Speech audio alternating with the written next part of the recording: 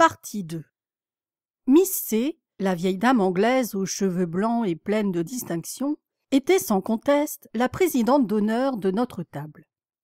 Bien droite sur son siège, manifestant à l'égard de chacun une amabilité toujours égale, parlant peu et cependant extrêmement intéressante et agréable à entendre, son physique seul était déjà un bienfait pour les yeux. Un recueillement et un calme admirable rayonnaient de son être, empreint d'une réserve aristocratique. Dans une certaine mesure, elle se tenait à distance de tous, bien qu'avec un tact très fin, elle sut avoir pour chacun des égards particuliers.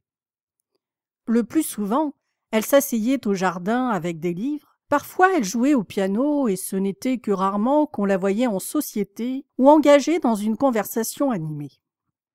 On la remarquait à peine et pourtant, elle avait sur nous une puissance singulière, car sitôt qu'elle fut intervenue pour la première fois dans notre discussion, nous éprouvâmes tous le pénible sentiment d'avoir parlé trop fort et sans nous contrôler.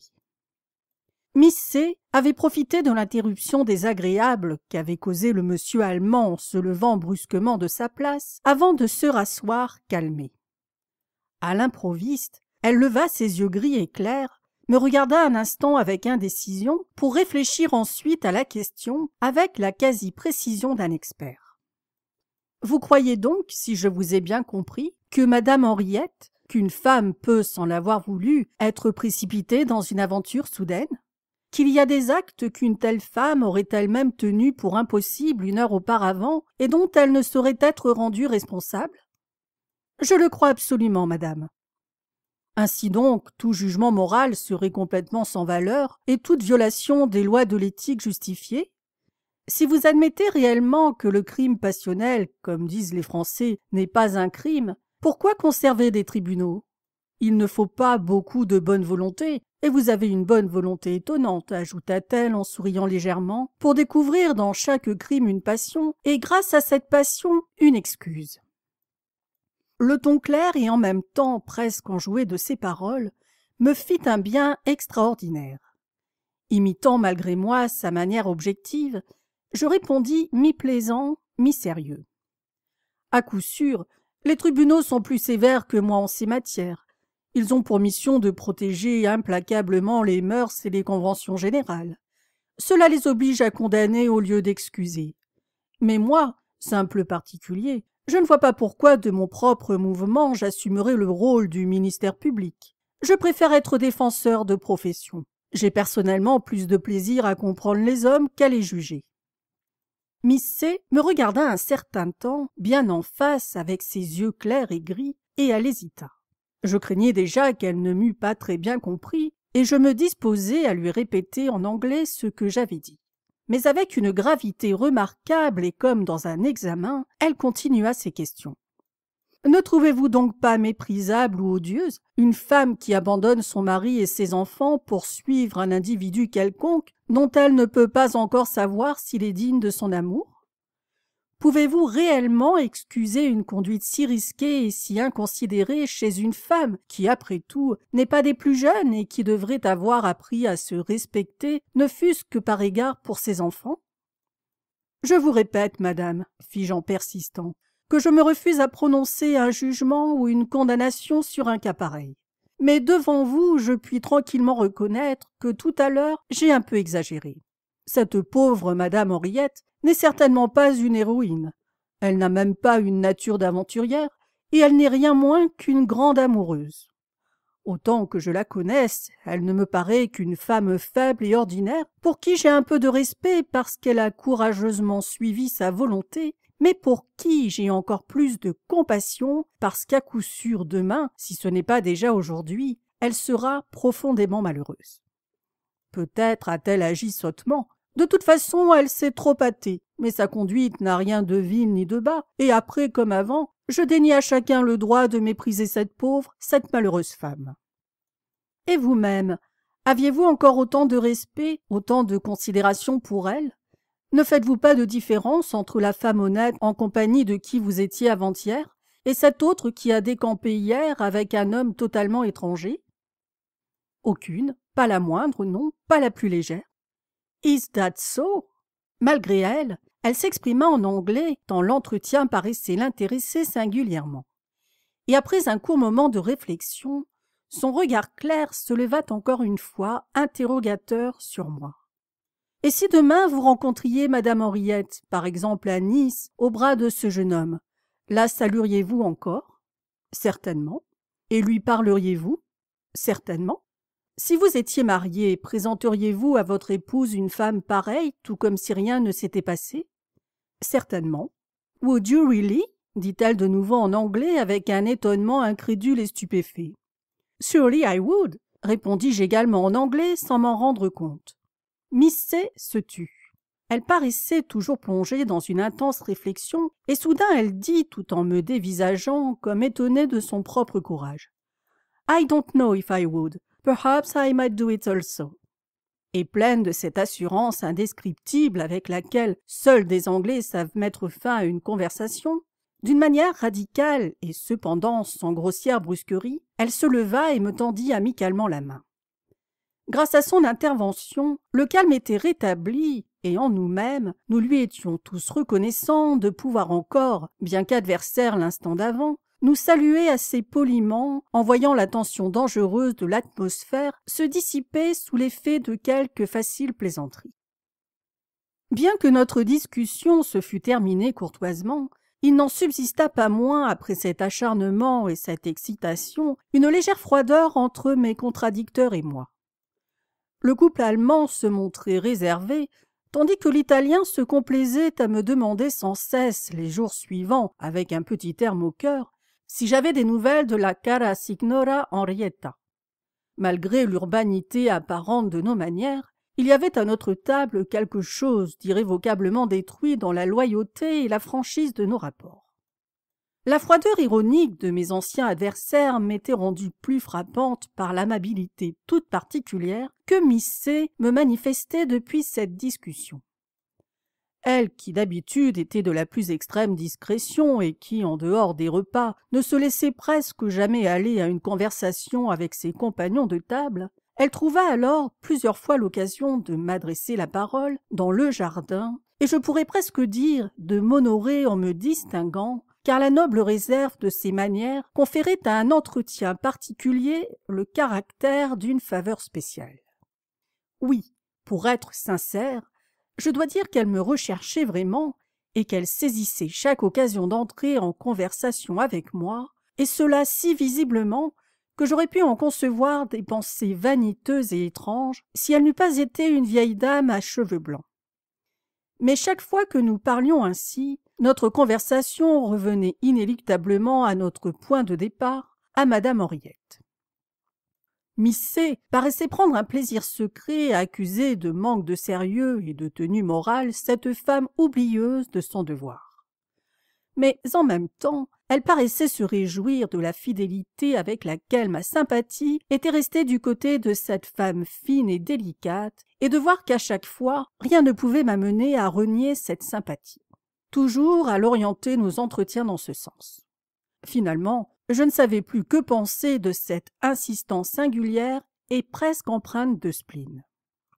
Cela dura quelques jours, 5 ou 6, sans qu'une de ces paroles eût trahi la raison pour laquelle ce sujet de conversation avait pris pour elle une certaine importance. Mais j'en acquis la certitude lorsque, au cours d'une promenade, je lui dis par hasard que mon séjour ici touchait à sa fin et que je pensais m'en aller le surlendemain. Alors son visage d'ordinaire si paisible prit soudain une expression étrangement tendue, et sur ses yeux gris de mer passa comme l'ombre d'un nuage. « Quel dommage! J'aurais encore tant de choses à discuter avec vous, » dit-elle. Et dès ce moment, une certaine agitation, une certaine inquiétude indiqua que, tout en parlant, elle songeait à quelque chose d'autre qui l'occupait vivement et qui la détournait de notre entretien.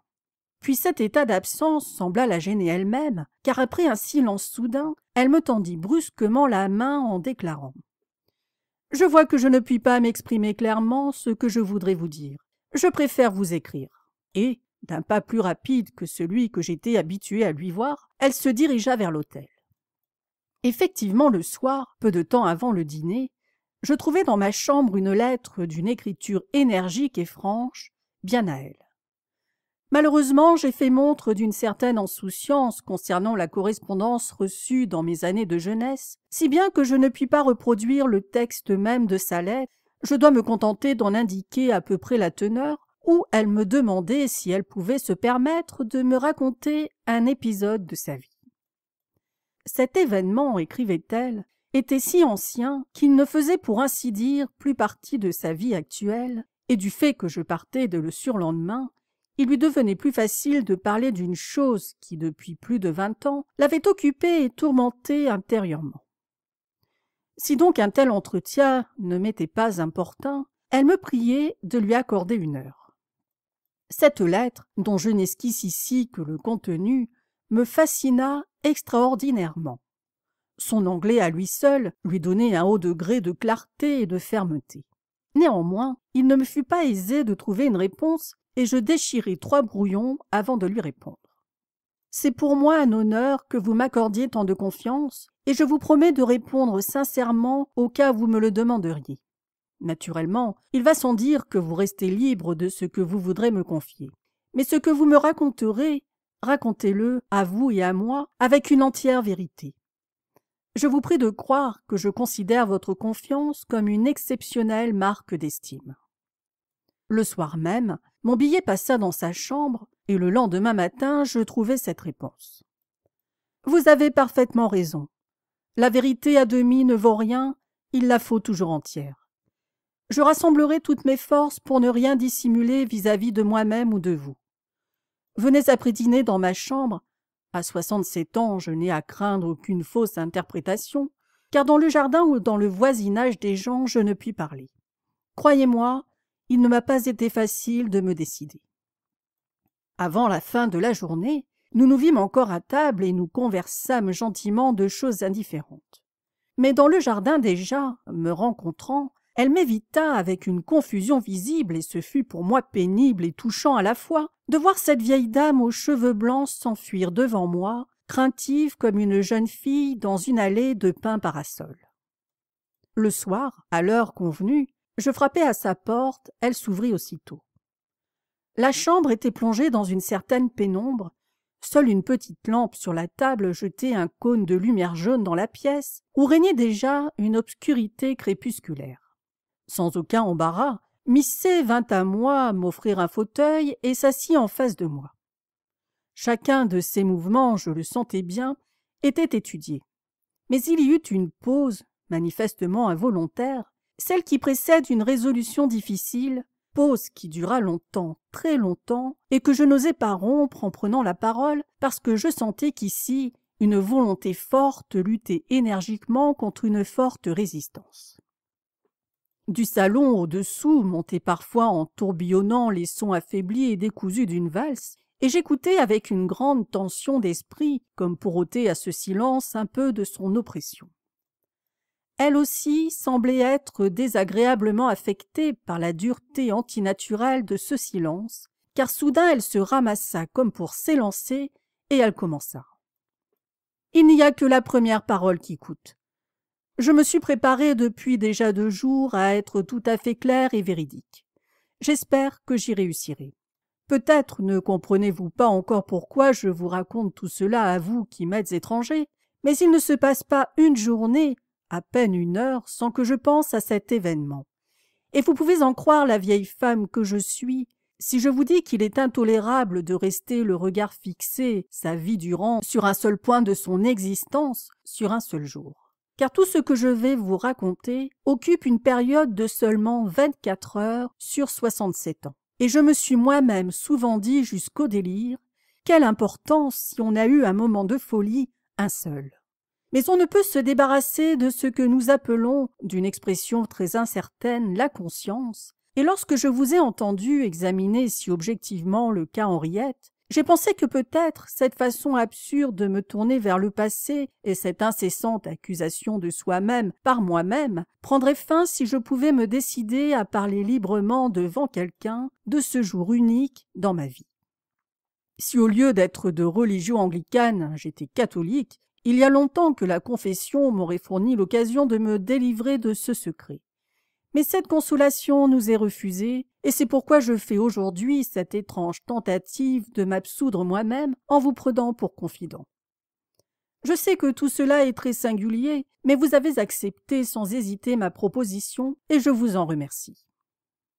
Donc, je vous ai déjà dit que je voudrais vous raconter un seul jour de ma vie. Le reste me semble sans importance et ennuyeux pour tout autre que moi.